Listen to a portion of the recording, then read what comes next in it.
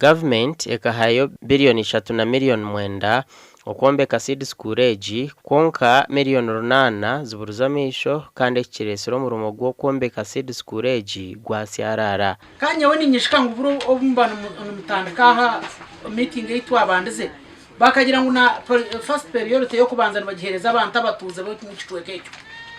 mbwe natu wanongera ngo mutegereza abakoze bararige kiruhura narabararige isingiro nimba nimpurira ntakumanye cyo rukumanyisa kandi nesente nitana eza Lyantonde na kiruhura esente tuzumu. From the way you are working, the work is storing, you should consider chairman wa cheta ngwenji arijum an option what akura it to them. This progress of work is too slow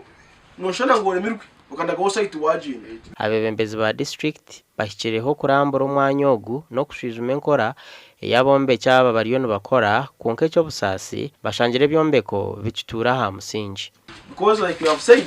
you can't just to signing a check yomba ntaruko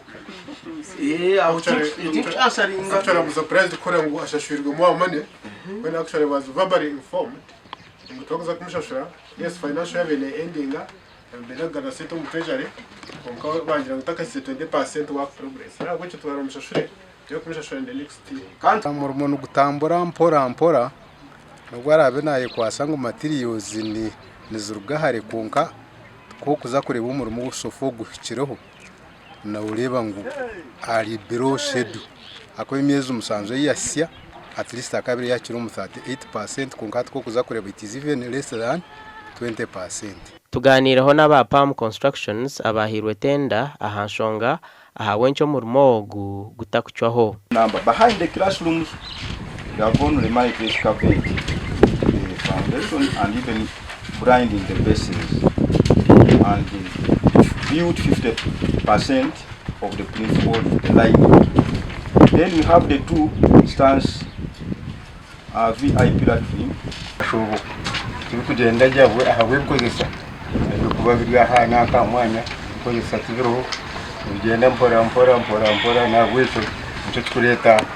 enanka umurimo gwa utagendeje ningo ko kucyakubince tengese abo kuba ibikozesa cyo munonga ebiciro ry'ibitabo laboratory staff room ebiyungu za kamina nebindi nibyo bino kwombekwa kandi umurimo gwa maramezi umushanju aha mezi 18 ago murimo gugwine kweramu gasha kwa Sunday K William.